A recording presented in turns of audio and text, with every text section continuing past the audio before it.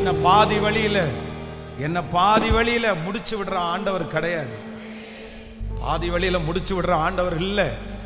அவர் மறுபடியும் துவங்குவார். அவர் துவங்குவார். ஸோ இது ஆனால் ஆண்டவர் யாரோ ஒருத்தடத்துல இன்னைக்கு ரொம்ப தெளிவாக பேசுறத நான் ஃபீல் பண்றேன். ரூத்தினுடைய வாழ்க்கையினுடைய பாதியில நிக்குது. இதுக்கப்புறம் எதுவுமே அவங்களுக்கு தெரியல. ஆனா வேதம் சொல்லுகிறது, ஒரு சின்ன ஸ்ட்ரகிளுக்கு பின்பாக, ஒரு சின்ன தோய்வுக்கு பின்பாக, ஒரு சின்ன இழப்பிற்கு பின்பாக அகைன் மறுபடியும் ஆண்டவர் என்ன பண்றாருன்னா, அகைன் திரும்பவும் அந்த ரூத்தினுடைய வாழ்க்கையை மறுபடியும் கர்த்தர் கட்டுறாரு. திரும்பவும் என்னதான் இருந்தாலும் அந்த மாதிரி கட்ட முடியாதுன்னு சொன்னாலும் ஆண்டவர் அதை விட பெஸ்டா திரும்ப கட்டினார். இந்த 100 days முடிகிறதுக்குள்ள நான் நம்புறேன், நிறைய உடைஞ்ச குடும்பங்கள் எல்லாம் கண்டினியூவா கர்த்தர் ஆக்க போறோம். ஹல்லேலூயா. இனி அடுத்த யோசனையே இல்லைன்றத கர்த்தர் ஆரம்பிப்பேன்னு கர்த்தர் வாக்கு கொடுக்கிறார். இன்னைக்குள்ள இந்த வார்த்தைக்காக நீங்க ஜெபம் பண்ணுங்க. இந்த சூழ்நிலையில போற ஒவ்வொருத்தருக்காகவும் கர்த்தர் தீர்க்க தரிசனமா பேசுறாரு. இல்ல அவர் துவங்குறவரும் முடிக்கிறவருமாகிய கர்த்தர். ஹல்லேலூயா. அவர் மறுபடியும் துவங்குவார். 10 முறை அவரால் தொடங்க முடியும், 1000 முறை அவரால் துவங்க முடியும். ஹல்லேலூயா. சத்துரு 1000 முறை தோற்றவன் என்றாலும் 1000 முறையும் என் தேவன் துவங்குறதற்கு வல்லவராய் இருக்கிறார். எத்தனை பேர் விசுவாசிக்கிறீர்கள்? ஆண்டவர் இன்றைக்கு இந்த 6வது நாள் கர்த்தர் என்னுடைய இருதயத்தில் வைத்த ஒரு வாக்குத்தத்த வசனத்தை உங்களோடு சொல்லி உங்க எல்லாருக்காகவும் ஜெபித்து நாளைக்கு காலையிலே பரிசுத்த ஆராதனைக்காக போறோம்.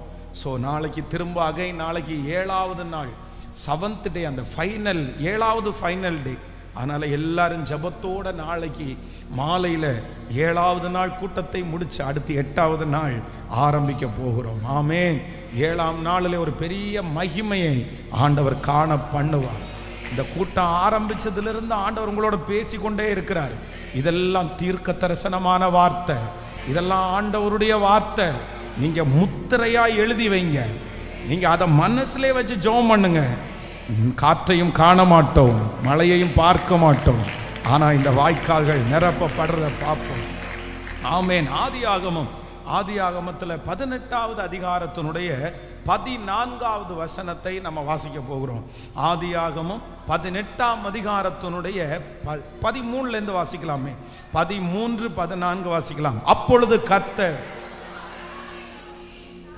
ஆபிரகாமை நோக்கி, சாராள் நகைத்தது நான் கிழவியாய் இருக்க பிள்ளை பெறுவது மெய்யோ என்று சொல்வானேன்.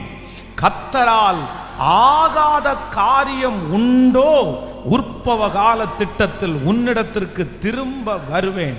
அப்பொழுது சாராய்க்கு ஒரு குமாரன் இருப்பார் என்றார். கர்த்தருடைய பிள்ளைகளே, இன்றைக்கு 6வது நாள் ஆண்டவர் என்னுடைய இருதயத்திலே வைத்த ஒரு மிகப்பெரிய வார்த்தை என்னன்னா, கர்த்தரால் ஆகாத காரியம் உண்டோ? கர்த்தரால் ஆகாத காரியம் உண்டோ? இது நடக்காது, இது நடப்பதற்கு வாய்ப்பே இல்லை, இது எப்படி நடக்கும், இது என்ன நினைச்சாலுமே இது நடக்காது, யார் உதவி செய்தாலும் இது முடியாது, இந்த மனுஷனை மாற்ற முடியாது, இந்த சூழ்நிலையை மாற்ற முடியாது, இந்த வியாதியை சரி செய்யவே முடியாது அப்படின்னு யாரெல்லாம் இந்த சத்தத்தை கேட்கிறவர்கள் இது ஆகாதுன்னு நினைக்கிறீங்களோ, இது முடியாதுன்னு நினைக்கிறீங்களோ, அவங்க ஒவ்வொருத்தரையும் பார்த்து ஆண்டவர் இன்றைக்கு கிருபையாய் வாக்கு கொடுக்கிறார். கர்த்தரால் ஆகாத காரியம் என்று ஒன்று உண்டோ? அந்த சந்தேகத்தோட ஆண்டவருடைய சமூகத்துல வந்திருக்கிறவங்க, கேள்விக்குறியோட ஆண்டவருடைய சமூகத்துல வந்திருக்கிறவங்க, இது எப்படி ஆண்டவரே, எப்படி ஆண்டவரே, இது சாத்தியமே இல்லை, இது செய்யவே முடியாது, இதுக்கு நாங்க என்ன பதில் சொல்றதுன்னு எனக்கு தெரியல. அவருக்கு பாருங்க இது சாத்தியமாகல, இவங்களுக்கு பாருங்க இது சாத்தியமே ஆகல, எங்களுக்கு தெரிஞ்ச வரைக்கும், நாங்க செக் பண்ற வரைக்கும் இந்த மாதிரி ஒரு காரியங்கள் ஆகிறது என்கிறது கூடாத காரியம், இது நடக்காத காரியம். ஆனால் ஆண்டவர் அப்படிப்பட்ட காரியத்தை பார்த்து முதல்ல ஒரு வார்த்தை சொல்றாரு, கர்த்தரால். கர்த்தரால். இது பலத்தினாலும் அல்ல, பராக்கிரமத்தினாலும் அல்ல, இது கர்த்தரால் ஆகும். கர்த்தரால் ஆகும். இது பலத்தால் ஆகாமல் இருக்கலாம், பராக்கிரமத்தால் ஆகாமல் இருக்கலாம், ட்ரீட்மெண்டால ஆகாம இருக்கலாம், ஆமென், மனிதனுடைய யோசனையினாலே ஆகாமல் இருக்கலாம், உங்களுடைய முயற்சியினால் ஆகாமல் இருக்கலாம். ஆனால் ஆண்டவர் தெளிவாய் நேருக்கு நேர் சந்திச்சு சொல்லுகிறார், கர்த்தரால் ஆகாத காரியம் என்று ஒன்று உண்டோ? ஆமென். கர்த்தரால் ஆகும். கர்த்தருடைய பிள்ளைகளே, கடந்த ஒரு 15 ஆண்டுகளுக்கு முன்னாடி, 15 வருஷத்துக்கு முன்னாடி ஒரு விஷயம் வந்து ஒரு வீட்டில் ஜெபம் பண்ணுறதுக்காக என்னை அழைச்சிருந்தாங்க. அப்போ அந்த வீட்டில் விசிட்டிங் ஜெபம் பண்ணுறதுக்காக போனேன். போகும்போது அந்த வீட்டில் ஜெபம் பண்ணி முடித்த உடனே அந்த அம்மா வந்து பக்கத்தில் ஒரு வீடு இருக்குது, அந்த வீட்டில் ஒரு வாலிப பையன் இருக்கிறான். அந்த வாலிப பையனுடைய தாயார் வந்து ரொம்ப அழுதழுது ஜெபம் பண்றவங்க. அந்த பையனுக்கு ஒரு பலவீனம், அவன் வந்து இருட்டுக்குள்ளேயே இருப்பான், இருட்டை விட்டு அவன் வெளியே வரமாட்டான். அவனை போய் பார்க்கலாமா, சந்திக்கலாமா அப்படின்னு கேட்டாங்க. அப்போ நான் தாராளமாக போய் சந்திக்கலாம் அப்படின்னு நான் போனால் அந்த பையன் எங்கே அப்படின்னு தேடினா அந்த பையன் வேற எங்கேயுமே இல்லை, கிச்சனுக்குள்ளே இருக்கிறான் அப்படின்னு சொன்னாங்க. ஸோ ஒரு வாலிப பையன் அப்படின்னு சொல்கிறாங்க, அதுவும் நம்ம வீட்டுக்குள்ளே வந்திருக்கிறோம், அவன் கிச்சனில் இருக்கிறான், நீங்கள் இங்கே வாங்க அப்படின்னு கூப்பிட்றது எனக்கு ரொம்ப விகற்பமாக தெரிஞ்சிருச்சு. போய் நம்ம பொதுவாக ஒரு வீட்டில் உட்காரும் போது யாருக்காவது ஜோம் பண்ணோன்னா, எப்பா பாஸ்டர் வந்திருக்காரு வந்து ஜோம் பண்ணு அப்படின்னு அவனை கூப்பிடுவாங்க.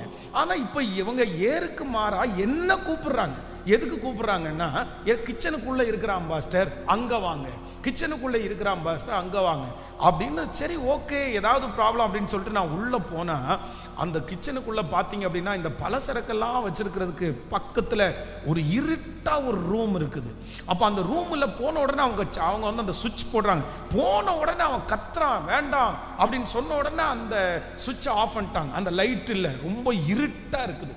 அவன் ரொம்ப கருப்பாக, குளிக்காம, அழுக்கா, நகமெல்லாம் ரொம்ப வளர்ந்து, முடியெல்லாம் ரொம்ப வளர்த்துட்டு ஒரு வாலிப பையன், பல்லு மட்டும் வெள்ளையா தெரியுது. எனக்கு ரொம்ப மனசே உடஞ்சு போயிருச்சு. ஏன் இப்படி இருக்கான்னு கேட்டா, பாஸ்டர் கிட்டத்தட்ட ஒரு 7-8 வருஷமா என்னமோ இவனுக்கு ரொம்ப மோசமான ஒரு சூழ்நிலை ஆகி மன அழுத்தத்தில் பாதிக்கப்பட்டு இந்த இடத்தை விட்டு இவன் வெளியே வர மாட்டேங்கிறான். நாங்கள் என்னமோ கூப்பிட்டு பார்த்தோம், இதே இடத்துல நின்றுட்டே இருப்பான். இரவில் எப்படி பண்ணுவான்னு கேட்டால், ராத்திரியா அதே இடத்துல உட்காந்து அவன் தூங்குவானா விழிச்சிருப்பானா எங்களுக்கு எதுவுமே தெரியாது. கொஞ்ச நாளைக்கு நாங்கள் பார்த்தோம், அதுக்கப்புறம் எதுவும் பண்ண முடியல. அதனால நாங்கள் வந்து எங்க வேலையை நாங்கள் சமையல் செஞ்சுட்டு இருப்போம், வெளியே போவோம், தூங்குவோம். ஆனால் அவன் அதே இடத்துல நின்றுட்டு இருப்பான். பசிக்கும் போது மட்டும் சாப்பாடு கேட்பான். ஐயோ, அவ்வளோ கொடுமையான ஒரு சூழ்நிலையை நான் பார்த்ததே இல்லை. எத்தனையோ ட்ரீட்மெண்ட் பார்த்தோம், அவனுக்கு செட் ஆகலை. யாரையோ கூட்டிட்டு வந்து என்னென்னமோ பண்ணி பார்த்தோம், எதுவுமே முடியல அப்படின்னாங்க. அப்போது நான் வந்து ஏற்கனவே எனக்கு வந்து அந்த மன அழுத்தம் கொஞ்சம் இருந்ததுனால எனக்கு ரொம்ப கஷ்டமாயிருச்சு.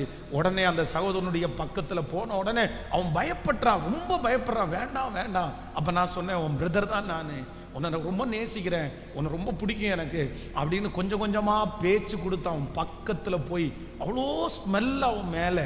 ஆனால் அவனுடைய தலை மேலே கையை வச்சு அப்படியே அழுது ஜெபம் பண்ணுறேன். ஆண்டவரே, இவ்வளோ ஒரு வாலிப பையன், இத்தனை வயசான ஒரு பையன் இப்படி வீட்டில் இந்த மூலையில் நிற்கிறது எவ்வளோ வருத்தமாக இருக்குது. இந்த தாய் தகப்பன் எவ்வளோ வருத்தப்படுவாங்க. நீங்கள் இறங்குங்க ஆண்டவரேன்னு சொல்கிறதுக்குள்ளே எனக்கு மடமடன்னு கண்ணீர் வந்துருச்சு. நான் ரொம்ப அழுது ஜெபம் பண்ணி, சரி ஒன்றும் இல்லை, ஆண்டவர் அவனை சரி பண்ணுவார் அப்படின்ட்டு நான் வெளியே வந்தேன்.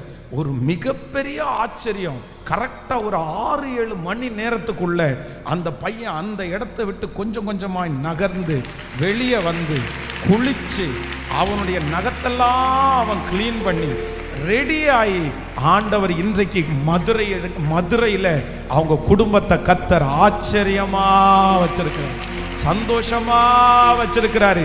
நான் நம்புகிறேன், ட்ரீட்மெண்டால ஆகாம இருக்கலாம், மனிதர்களாக ஆகாம இருக்கலாம், கர்த்தரால் ஆகாத காரியம் ஒன்று உண்டோ?